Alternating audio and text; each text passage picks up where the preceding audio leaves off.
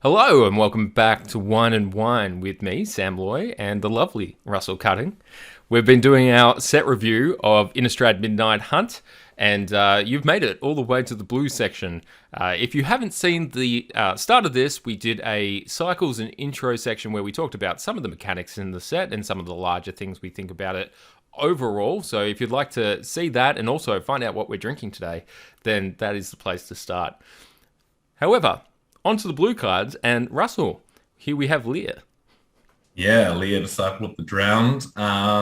This has got some very interesting text, which I think, again, we ended the last section, the white section, talking about safety valves. It is got its own safety valve in the fact that the sorceries and instants in your graveyard that it gives flashback, you're not going to be able to lock your opponent out with counter spells in your graveyard, which I think is incredibly important.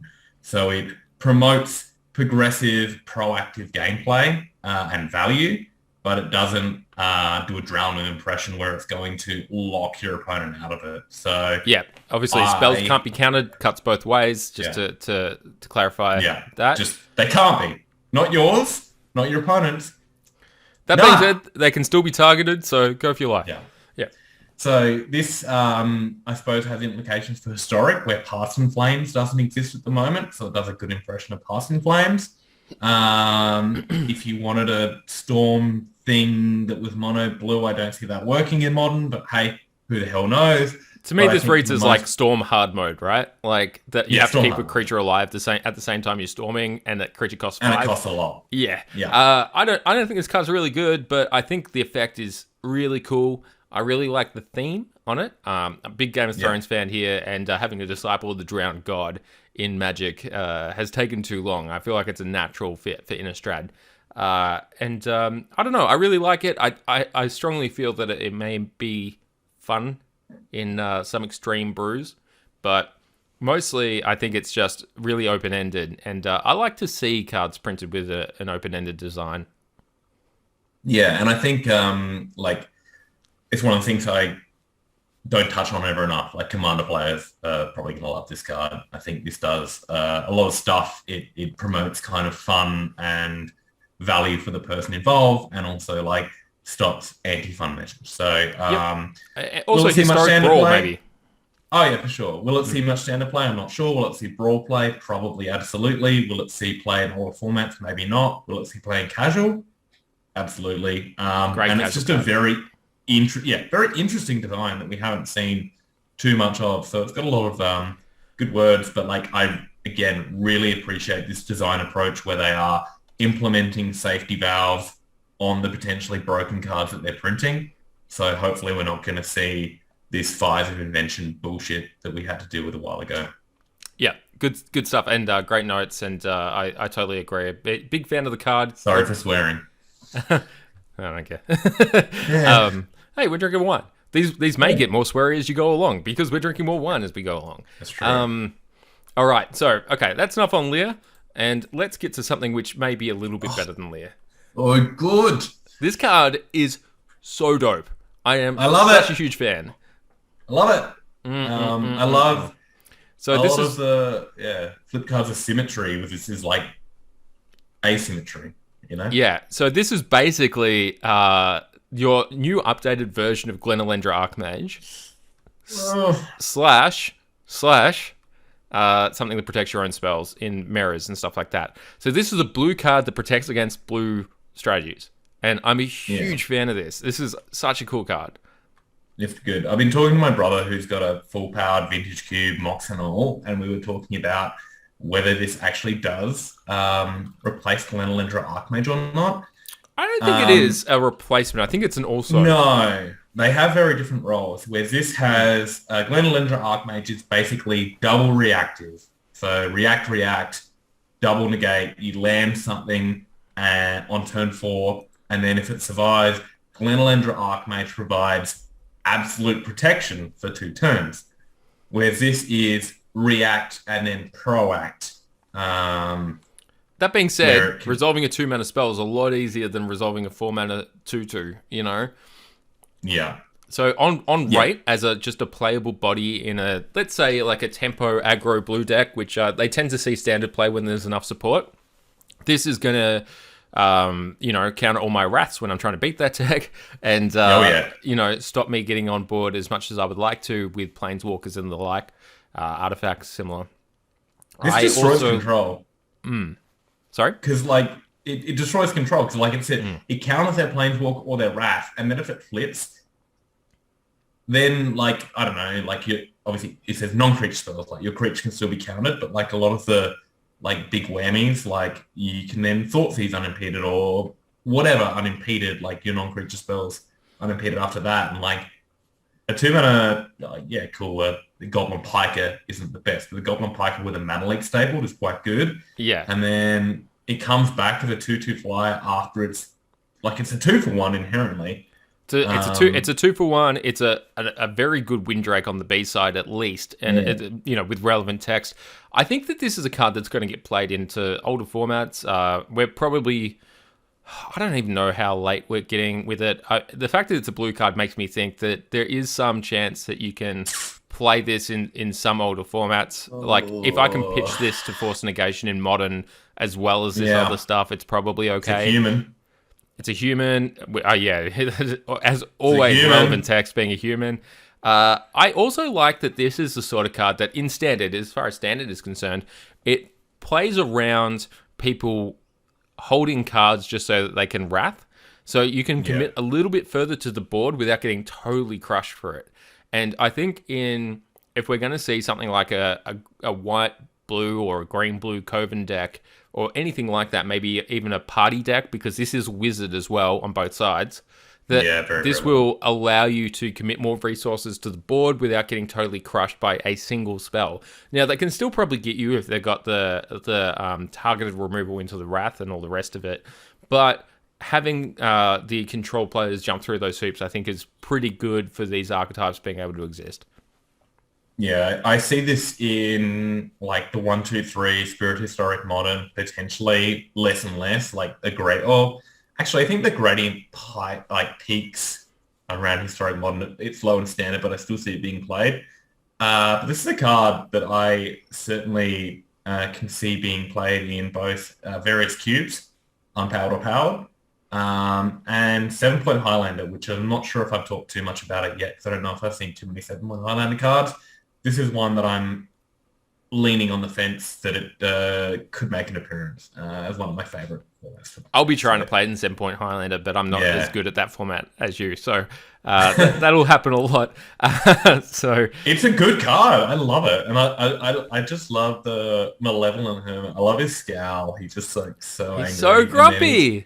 Then he dies and he's just chilled. Yeah. Suddenly seemed laughably petty. So he laughed. Big fan of nice old men over grumpy old men, even if they have to die first. A big fan of this card, and we're gonna go to another flip blue card, and one which has had a lot more press than this one, and I think we all know is going to be quite good, and that is Puppet Stitcher / Puppet Factory. So Puppet Stitcher on the front side, it makes decay tokens being tokens that cannot block and ones that die if you have attacked with them. So you get the whole combat, but then at the end of that, they sacrifice themselves. At the same time as that, it's also a way to get around that downside of decay on the Puppet Factory side. So creature tokens you control lose all abilities and have base power and toughness 3/3. Very easy to read how these two sides work together.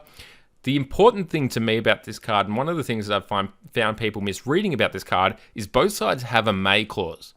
You don't have to transform this. And that's a big deal. I like that. It's a really good bit of tension decision, when is it optimal. Obviously, it's very easy to decide when to go back from Puppet Factory to Stitcher. I feel as well that so one of the downsides with all these token creators and stuff like that is that in game 1, game 2s, sometimes you can clean them all up with an Anger of the Gods or similar in older formats where they tend to be more powerful. This doesn't get cleaned up if you transform it. And you can choose to transform it back. You can just choose that. So, and if it's not the right time to do it, don't do it. Nice and easy. I think this card's extremely powerful. Yeah, it's got that young pyromancer ability, but then like it quote unquote protects itself potentially by flipping itself over if you're at that point. Like I think you almost always at 3. Like, okay, maybe you have 3 or more because you've done some weird stuff in between turns, but like the second you get to 3, you just flip it because then, okay, Artifact is a little bit of a vulnerable card type, but it's much less vulnerable than creature type. So like Especially when you flipping have it, a lot of creatures already, yeah. yeah, for sure. So, yeah, this card is exciting. It's interesting. It's super flavorful. I think I it's super mean, cute. it makes 2/2s and is a glorious anthem for those 2/2s. Like, what more do you want in a Yeah, card? Like, and it's protects itself. You know? yeah, it's so good. I mean, the card's really good. I mean, I don't know how far this will get played back.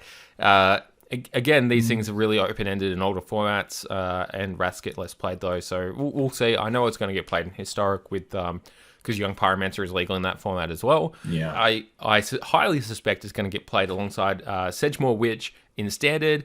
So I think for all your arena formats, this guy's going to be an easy craft. And I don't know how it's going to go with Legacy and Vintage and all the rest of it, but these token makers like Monastery Mentor got a lot of play in Vintage even.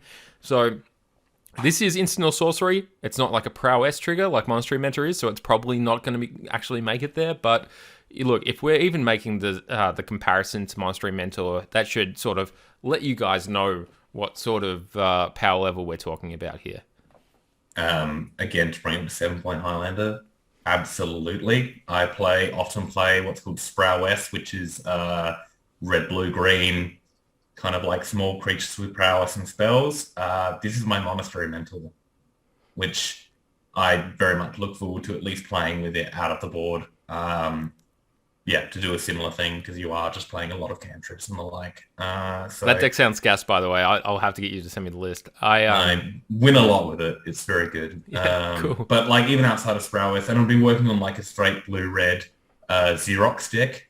And I'll be talking about one of the cards soon, which I intend on playing in this kind of Xerox deck. And this absolutely goes into this kind of like blue-red turbo cantrip deck. Yeah. Well, so, I mean, I've been playing a lot of blue-red turbo cantrip decks in Historic, and unfortunately they've gone down a little bit in power level since Brainstorm was suspended, and I haven't been able to play as many Demi-Leeches as I like. This card gives me another payoff, and we're about to see Enabler. Well, we're not, it's in our honorable mentions, but the Enabler you're thinking of right now for it is in there. So I like the idea of blue/blue red/blue black spells being a thing going forward. I think Wizards has realized that people really enjoy those decks. They're really fun. Sometimes they're really complex decision making at the high levels, but also are just straight powerful if you're just playing them and just going for it and just going off, and that's kind of a good place to be. And this fits that, and it's one of the most powerful versions. So I see this as a very, very good card. And I agree with all of that. And like, I just want to note, like, it fits all those bills. And the best part about this is it's not egregious. It's not over the top.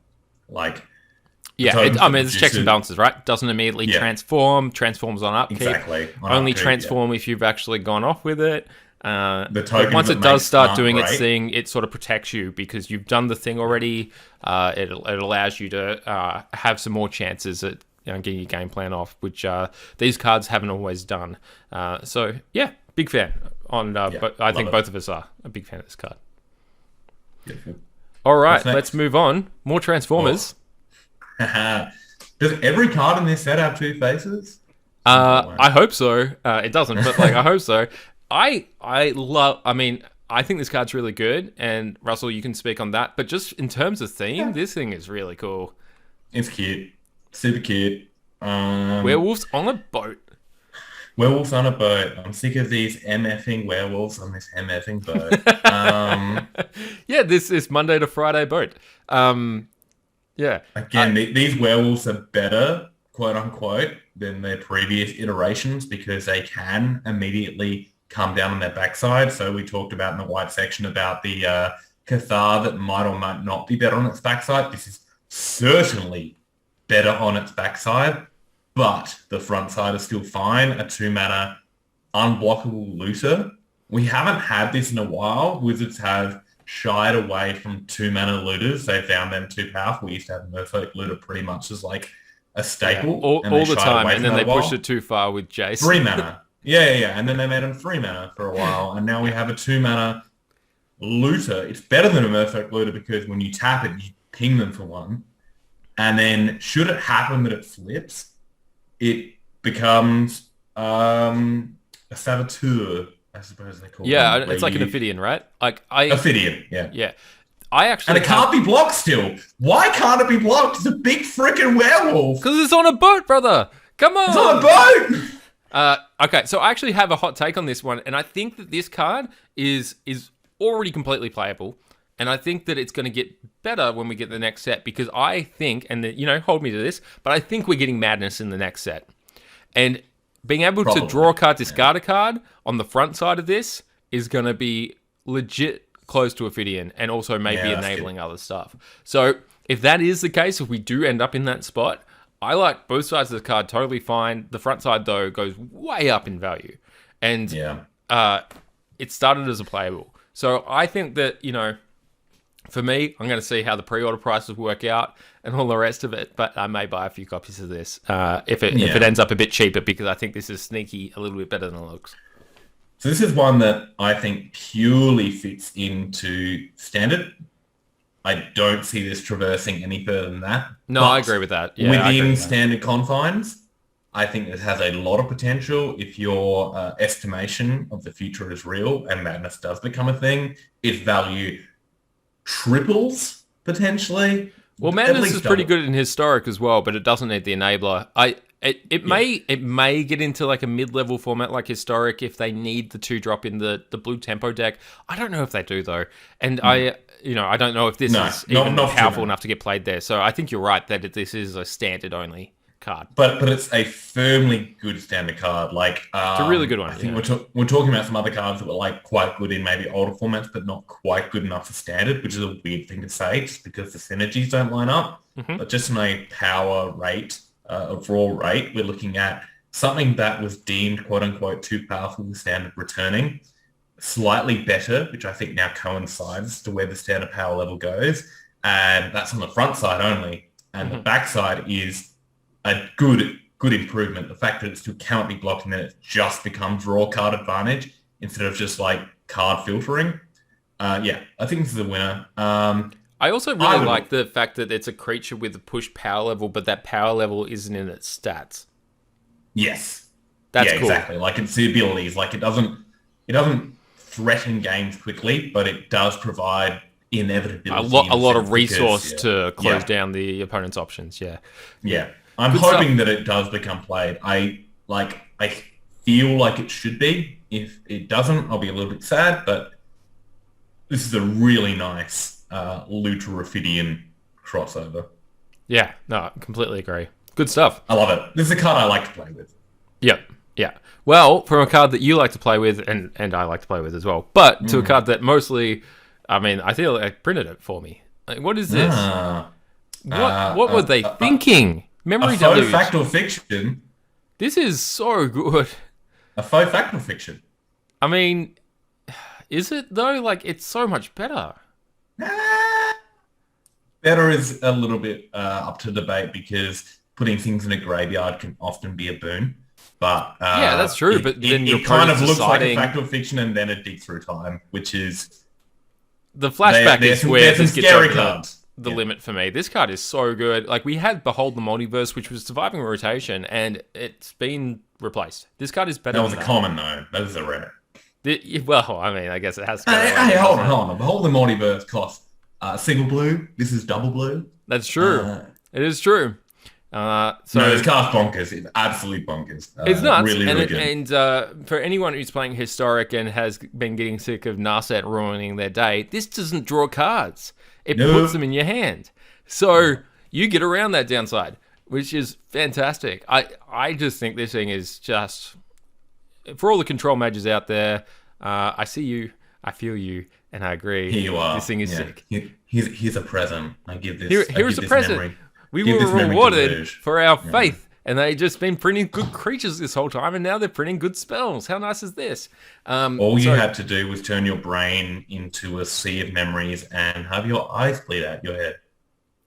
Yeah, I mean, I had been trying for a while, so it's good to see it actually taking effect. Good to see the results, you know.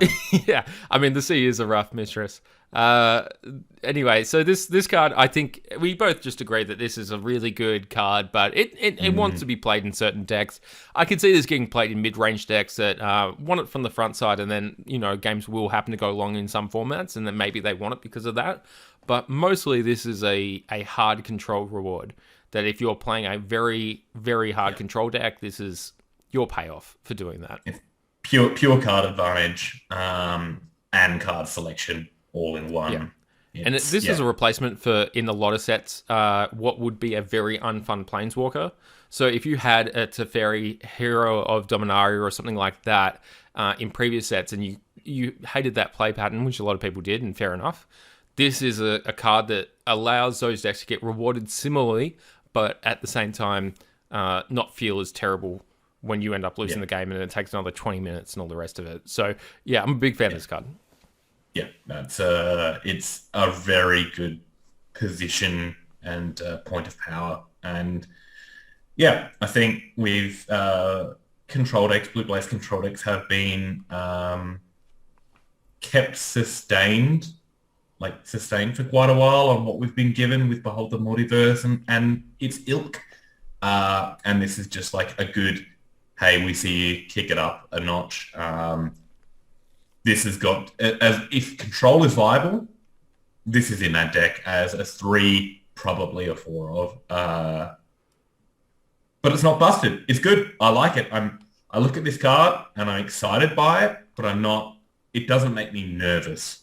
Oh, I feel completely the opposite. To me, I read this, I'm like, this is busted. But, like, I'm going to be playing it. I see it as just good. But I see it as just good. To be fair, I have felt like that about a bunch of the aggro creatures as well in this format. So, look, we're all on the same playing field.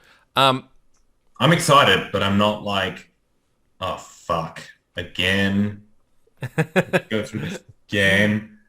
All right. This is me being hopeful, you know? I haven't felt this sense of hope in a while, man. Not since frickin' Eldraine. Well, I'm still not feeling any sense of the hope, but, you know, we'll see how You're it in goes. lockdown, you know? I'm still in lockdown. Which explains that. All right, what's next? Yes, so we're on to the honourable mention. So, Russell, would you do us the favour of taking it away? Beautiful. Would love to. Consider should have been in our top 5. You should hopefully all know what Consider is. They're not top 5s, by the way. They're not top 5s. They're just interesting. Cards we want to talk about. Yeah.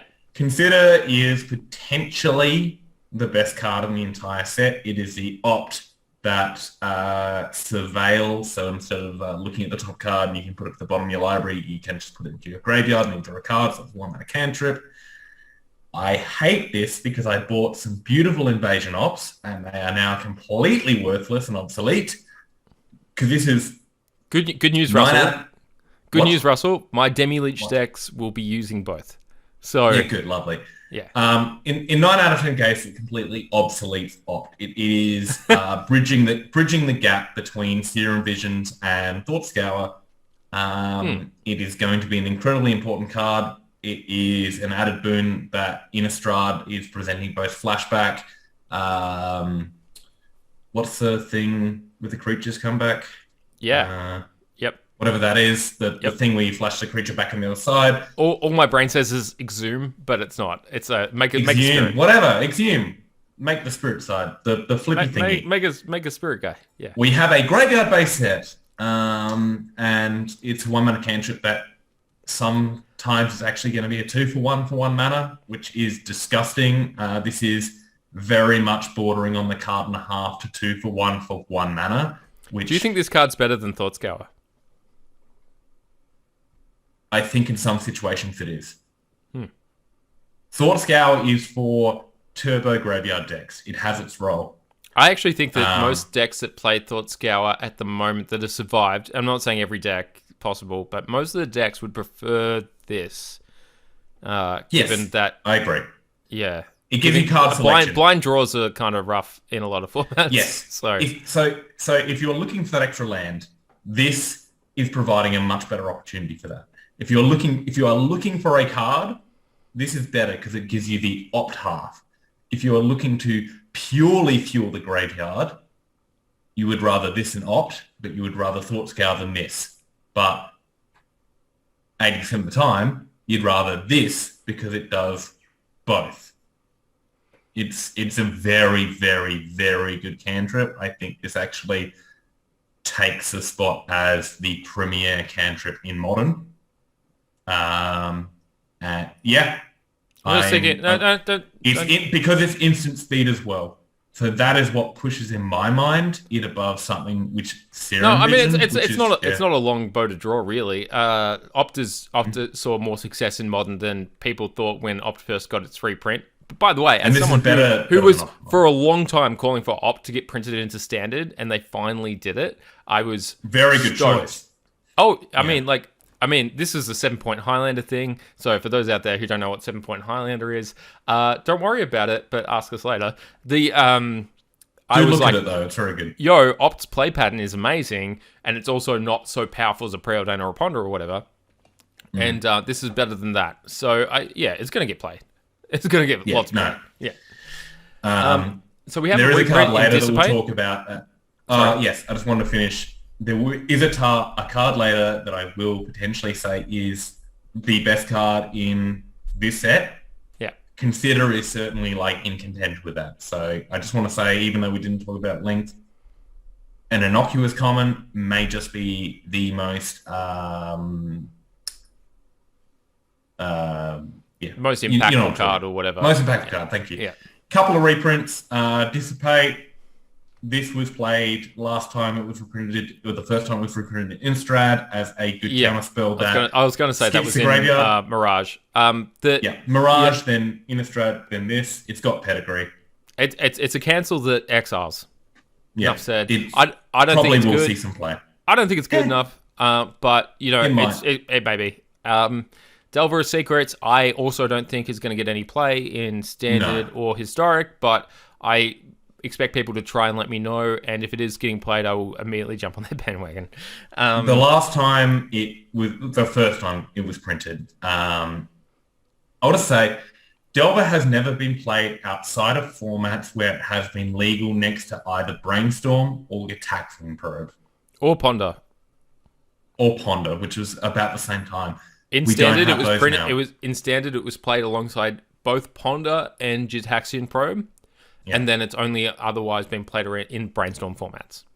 Yes, we've tried it in Modern. It doesn't quite work. It vaguely works in 7-point. I do have some hope though, because we still have the modal double face lands, so you can make a mostly spell deck now. Look, I won't be testing it, but should it look like? I mean, I may play against it once and be like, okay, that's kind of close, and then I'll start testing it. But I think there's better things to do in those decks at the moment. So I mean, that's how you make it work. But like, is that something you really want to jump over that many hurdles in order to enable? I'm not sure. Question. That's a good question. But it is a very infamous card that a lot of people are going to flock towards, so it's just worth noting.